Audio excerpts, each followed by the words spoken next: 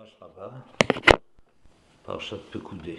Et il est Pekudé à Mishkan, Mishkan Haïdout, Asher Pukad Alpi Moshe, Avodat Alvim, Biyad Itamar Ben Aaron HaKohen. Voici les dénombrements, ou les décomptes du Mishkan, Mishkan du témoignage, qui a été dénombré sur la surveillance de Moshe, sur l'ordre de Moshe, le travail des Leviim aux mains d'Itamar ben Aaron HaKohen. Premier verset de notre paracha. Le Midrash Rabbah, vers le début de la paracha, Mishkan Haïdout, Asher Pukad Alpi Moshe, va commenter ce Mishkan Haïdout qui a été, commandité, dirigé, programmé sur l'ordre de Moshe. Kol ma shayu osim alpi Moshe, shenemar asher pukad alpi Moshe. Tout ce qu'ils faisaient, tous les travaux qu'ils ont faits, toutes les réalisations que les gens faisaient, c'était sur l'ordre de Moshe. Shenemar asher pukad alpi Moshe. Kol ma shayam Moshe ose alede acherim. Tandis que tout ce que Moshe disait de faire, c'était réalisé par les autres. Shenemar avodat alvim biad Itamar ben Aaron, ce travail des Leviim, de monter le Mishkan aux mains de Itamar ben Aaron HaKohen. Lo asa, et Moshe finalement ne s'est manifesté pendant la réalisation du Mishkan que qu'une fois que le travail du Mishkan a été effectué, Amar lahem bou vani ose lifnechem cheshbon. Il leur a déclaré, venez, je vais faire le calcul devant vous. Ce texte, sous différentes formes, existe à plusieurs reprises dans le Midrash Tanchuma, dans le Midrash Rabbah, dans le Zohar, pour dire la chose suivante. Moshe Rabbeinu avait le souci d'être quitte aux yeux des hommes, bien qu'il était Even Neman pour Akadosh Baruch Hu, bien qu'Akadosh Baruch Hu avait pleinement confiance en lui, mais ça ne suffisait pas, et étant donné qu'il ne faut jamais prêter le flanc à la critique, et que les gens pourraient se dire, voyez Moshe, regardez comme il est gros et gras, regardez cette nuque comme ça épaisse, ses cuisses imposantes, regardez tout ça, il se nourrit bien lui, hein, il s'engraisse sous-entendu à nos dépens, ou bien d'autres qui déclaraient, mais non, c'est bien normal, avec tout ce qu'il se donne comme paix pour nous, mais enfin, les deux formes de critique sont extrêmement désobligeantes par rapport à Moshe Rabbeinu. Donc Moshe Rabbeinu voulait être aussi quitte aux yeux d'Israël et donc leur rendre compte de tout ce que le moindre sou a investi, a donné. Ama Lahem Moshe, les Prudé à Mishkan, voici donc les décomptes du Mishkan, de tout ce qu'on a récolté et dans quoi ça a été investi. Kar vekar yatsa la Mishkan, voici tant et tant a été dépensé sur le Mishkan. Achiu yoshev umchachev, tandis qu'il était en train de réfléchir à où est passé l'or, l'argent, le cuivre, shachar belef ushva meot ve chamesh shivim shekel ma sheasa. Il a oublié ce qui était devenu le 1775 shekels. 1775 shekels, shkalim. Qu'est-ce qu'ils sont devenus? Qu'est-ce qu'il en a fait? Et il était extrêmement perturbé de cela. Laissez penser qu'il les aurait, chas de shalom, empochés.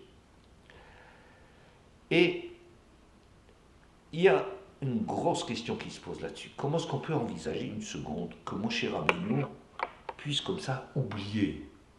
Moshe Rabbeinu, toute la Torah vient de lui. Et même s'il y a parfois des points qui lui échappent, c'est pour permettre à un autre de recueillir le mérite de son investissement dans tel et tel domaine. Par exemple, les filles de Tzlofrod, qui s'étaient très intelligemment investies dans la réclamation d'une part de terre, alors ont eu le droit que que par elle passe la liste, enfin l'ordre des héritages. Ou bien Pinchas, qui était intervenu au niveau de réparer ce scandale de ce Zimri qui allait avec Cosbi Batsour, il a eu le mérite de réaliser cette chose-là. Nitalma mimeno alacha. Moshe, on sait pourquoi, a perdu là, cette alacha de Kalaim Pugimbo pour permettre à Pinchas de prendre ce mérite. Très, très, très rarement, peut-être, il y a eu aussi, lors le 8e jour de l'inauguration, Beyom Hashmini, il a oublié une halakha concernant le séhir qu'il fallait brûler au lieu de le manger. Mais c'est quelque chose de impensable que cette Torah puisse être oubliée par Moshe. Et ici, il en vient à oublier les 1775 shkalim. De quoi s'agit-il? Quand on a ramassé l'argent, on l'a ramassé sous la forme de Machatzit HaShekel. Machatzit HaShekel, ça veut dire chacun des individus, des 603 550 personnes entre 20 et 60 ans, ont ramassé, ont donné à Machatzit HaShekel un demi-shekel. Et donc, la somme qu'on a obtenue, c'est 301 775 shkalim, c'est-à-dire chacun donnait les 603 550 un demi-shekel, donc on a obtenu 301 775. Avec les 300 000 shekels d'argent, on a fait les adanim. Les adanim sont les socles dans lesquels viennent s'emboîter toute la construction du Mishkan, c'est les adanim. L'ADN peut-être du Mishkan, la base du Mishkan, de la construction du Mishkan. Et ça, c'est 300 000. Mais les 1775 proviennent du Machatzit HaShekel, du demi-shekel qu'ont donné les 3550 de plus par rapport aux 600 000. N'est-ce pas? Et le devenir de ces 1775 shalim, ouais, Moshe ne savait plus ce que c'était devenu. Et c'est ce qui a provoqué une espèce de onde de choc dans le peuple. Qu'est-ce qui s'est passé avec ça? Où sont-ils passés? Et tout de suite, on est en train de soupçonner des personnes au-dessus de tout soupçon, mais personne n'échappe à ce regard critique. C'est pour ça que même Moshe Rabbeinu, qui est en vérité l'homme de confiance d'Hachem, est soumis à cette critique. Qu'est-ce qu'il a fait avec cet argent? Où est passé cet argent qu'il est incapable de retracer, de l'usage qui en aurait été fait? Très étonnant. Moshe oublie ça. Il me semble qu'en vérité, ce Midrash et le Zohar et le Tanchuma qui parlent de ce problème de l'oubli de Moshe parlent de quelque chose de très particulier. Construire un Mishkan, ça se décompose en une phase de construction. Réaliser, ça veut dire réaliser les éléments dans lesquels le peuple a participé. Tu réalises les éléments. C'est une chose. Construire des poutres, faire des tentures, etc., etc., etc. Mais il y a un problème qu'il y a après à rassembler tout ça, à donner sens à tout cela, c'est-à-dire donner la place à toute chose, faire la somme des éléments, et la somme des éléments, le klal, yish beklal machin beprat. C'est vrai que le total est composé de l'apport individuel du peuple, mais le résultat de cela, c'est quelque chose qui est plus que la somme des individus. Réaliser quelque chose, construire un mishkan, un baït, un couple, tout construction qui suppose une participation des éléments nécessite aussi un sens, lui donner une finalité à cette participation. Le mari et la femme peuvent donner des éléments de l'œil, mais la vue, c'est encore autre chose. Les éléments de l'oreille, mais l'ouïe, c'est encore autre chose. Construire un couple, c'est le mari et la femme, chacun fait son travail, mais il se passe une espèce d'alchimie extraordinaire qui fait qu'un couple, c'est autre chose, c'est une dimension que, qui est due à la somme des composantes, mais qui la dépasse, et ce, plus. Qu'est-ce qu'on en a fait? C'est-à-dire que tout le peuple a participé, chacun sa mesure, à confectionner les éléments du Mishkan. Mais comment faire ce Mishkan? Ça veut dire le rôle de Moshe, qui va intervenir et qui va donner sens à cela. D'où est-ce qu'il le tire? Comment est-ce qu'on arrive à rassembler tout ça et lui donner sens? Ça, c'est quelque chose que même Moshe Rabbeinu ne sait pas d'où ça vient. Cette espèce de supplément d'âme que l'on obtient en faisant un Mishkan, d'où ça vient?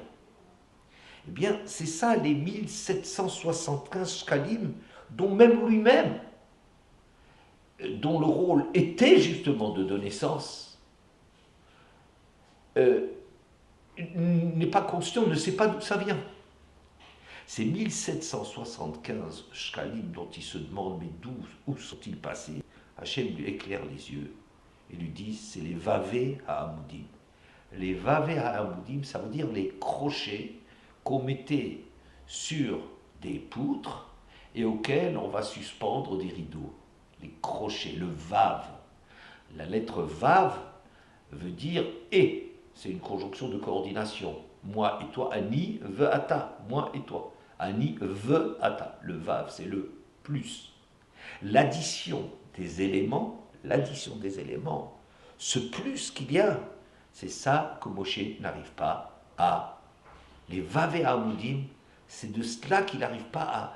Il n'arrive pas à mettre la main là-dessus, il n'a pas la maîtrise de ces choses-là. Il est porteur, Moshe est porteur de quelque chose, mais lui-même n'a pas la maîtrise de ce dont il est porteur. D'ailleurs, le Midrash Tanchuma, sur Parshat Pekoudé, Kama Chachamim Ayusham, il y avait tant et plus de Chachamim qui fonctionnaient les éléments du Mishkan, mais ils étaient incapables de mettre le Mishkan sur pied. Amar Shlomo, Rabot Banot Asuchail, les filles multiples arrivent à apporter des éléments de la richesse, mais va atalit al kulana. Il y a quelque chose de plus. Moshe Rabbeinu, il donne une dimension de plus. Lama, Shasu et Mishkan, Velo hayu yodim le yashevoto. En effet, ils étaient arrivés à faire le Mishkan, ça veut dire tous les éléments y étaient. Mais le yashevoto, le mettre sur pied, impossible. Natlu kol echad vechad melarto, va'alchu la'em etzel Moshe. Ils ont tous pris ce qu'ils avaient fabriqué et ils viennent chez Moshe. Kol echad vechad aya omer, hare krasai, hare krashai, hare brichai, voilà. Les brichets, tous les éléments, les crochets, les poutres, les verrous. Al Moshe. Et alors, à ce moment-là, il y a eu un Ruach HaKodesh sur Moshe, Vekim et Mishkan, qui lui a permis d'établir le Mishkan. V'lo tomar Moshe. Et ne dit pas que c'est Moshe, que ce qui a véritablement mis sur pied le Mishkan. Et là, Mishkan, me'atzmo amad. En vérité, le Mishkan, peut-être c'est le mérite, peut-être c'est la participation, c'est sûrement la part de Moshe de l'établir. Mais le Mishkan, me'atzmo amad. Shenema, hukam Mishkan. Le Mishkan s'est dressé tout seul. Quand c'est marqué que Vayakom, Moshe, est à Mishkan, est à Danav, etc., que Moshe a dressé le Mishkan, et en premier lieu, il a donné les socles, les bases, qui sont le Machatzit c'est-à-dire la part de tout, la base de la participation, c'est le mérite de Moshe, mais ce n'est pas Moshe. Et c'est certainement pour cela, pour dire cela, qu'on est en train de dire que même Moshe lui-même n'était pas capable. Même Moshe lui-même n'arrive pas à mettre la main sur ces Vavé Ha'amudim, sur ce plus, sur comment on fait la somme de tout ça, comment est-ce qu'on arrive à diriger tout cela, à donner une dimension, qui est la dimension du klal, à tout cet apport des pratim. Et c'est ça ce que ça veut dire, que même Moshe Sharta alav Ruach HaKodesh, ou bien dans le Midrash Rabbah aussi, Dvar Shemo, que quoi pardon, Heir HaKadosh Baruch Hu enav, V'ra'ata motam asuyim vavil ha'amudim. C'est HaKadosh Baruch Hu qui a dû lui éclairer les yeux. C'est-à-dire même l'homme lui-même, créateur de ces dimensions, ou dont le rôle est de faire les pekoudés à Mishkan, de rendre des comptes, de programmer la chose, même lui-même ne connaît pas la recette de comment est-ce qu'on fait un Mishkan.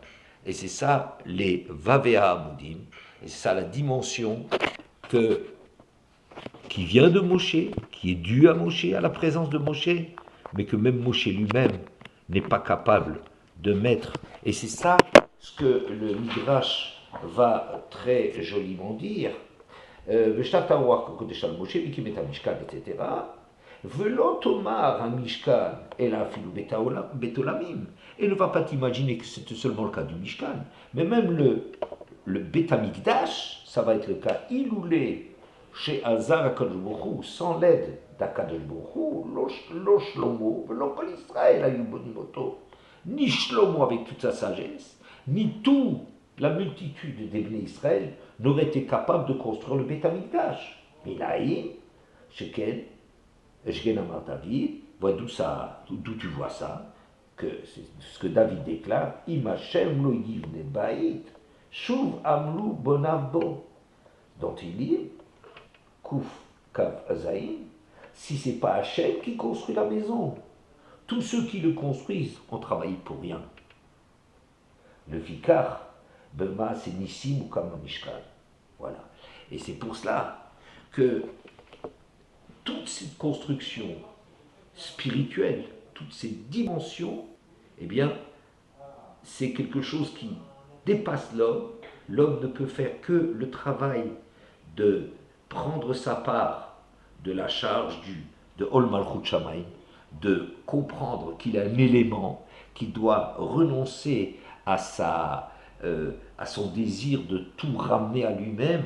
Il doit s'imaginer comme un Eachir le Yarbe Vadal le Yamit, que personne ne dépasse l'autre, quelles que soient ses aptitudes qui seront utilisées, mais dans un cadre dans lequel ne t'imagine pas que tu es riche, et ne te fais pas passer pour pauvre, et n'imagine pas non plus que tu es pauvre. Chacun doit faire cet effort, de participer au maximum de ses forces, mais même celui qui va rassembler tout cela, même lui-même n'arrive pas à déterminer d'où vient Ve'im Hashem lo yivne ba'it, si c'est pas Hashem qui le construit, tous les efforts qu'on pourrait faire, y compris Shlomo HaMelech, y compris Moshe Rabbeinu, seraient vains.